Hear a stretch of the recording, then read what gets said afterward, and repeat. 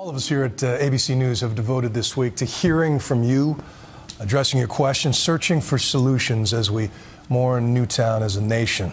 Across more than a few of our message boards, we've seen more than a few people raise concern over violent video games and the cultural effect of having so many young men living virtual lives as first-person shooters. So tonight, ABC's Neil Karlinski takes a look. Across the country this week, America's love affair with violence is under the microscope. Two of Hollywood's hottest new releases, both shoot-'em-ups, Jack Reacher and Django Unchained. Last chance, fancy pants. Very well. Canceled premieres out of respect.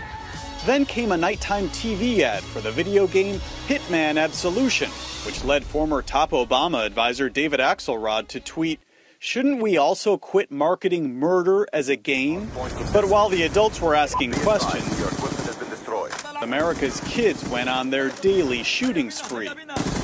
It is virtual violence, in this case playing one of the most popular, profitable, and most violent games, Call of Duty, a so-called first-person shooter, because the player takes on a killer's point of view. But is this just good fun, or is an entire generation being trained and desensitized to the act of shooting people? Some people just go crazy, just yelling. Thomas Pantig and Stephen Lloyd are typical of many in their generation. Good jobs by day, obsessed with Call of Duty when they get home. Dr. Chris Ferguson has conducted a series of multi-year studies of 11 to 18-year-olds to find out what violent games do to them. His conclusion? There's no evidence to suggest that exposure to violent video games is associated with violent criminal behavior. He has a name for the outcry over violent games that sometimes follows a mass shooting. He calls it moral panic. Whenever a new form of media comes out that particularly older generations don't use and don't understand, it's very, very common for that new media to be blamed for a variety of social ills. Some may not like them. That's a matter of personal taste. In the 1950s, it was comic books and a full Senate hearing over the belief that they were making America's kids turn violent. What are we afraid of? Are we afraid of our own children? Do we forget that they are citizens too and entitled to the essential freedom to read?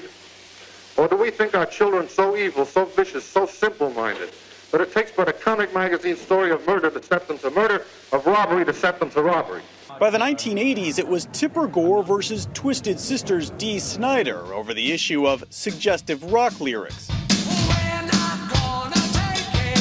Why do you think there is so much sadomasochism and bondage in some of these new songs?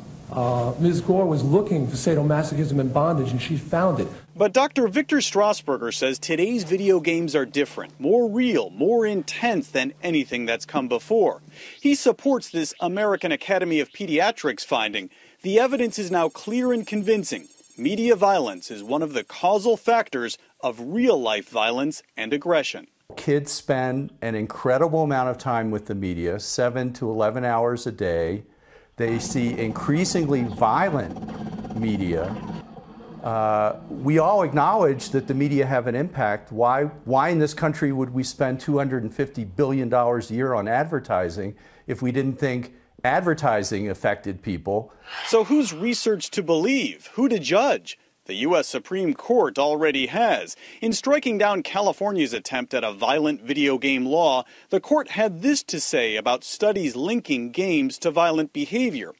These studies have been rejected by every court to consider them, and with good reason. They do not prove that violent video games cause minors to act aggressively. Bonnie Ross, a mother of 2 young children with her own concerns, also happens to run one of the most successful first-person shooter games around, Halo 4.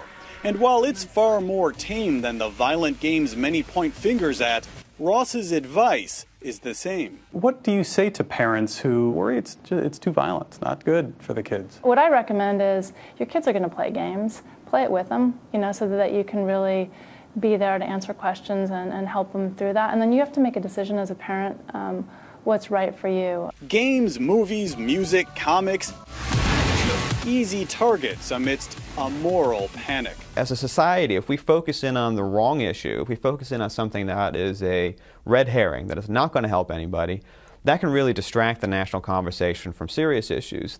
I'm Neil Karlensky for Nightline in Seattle.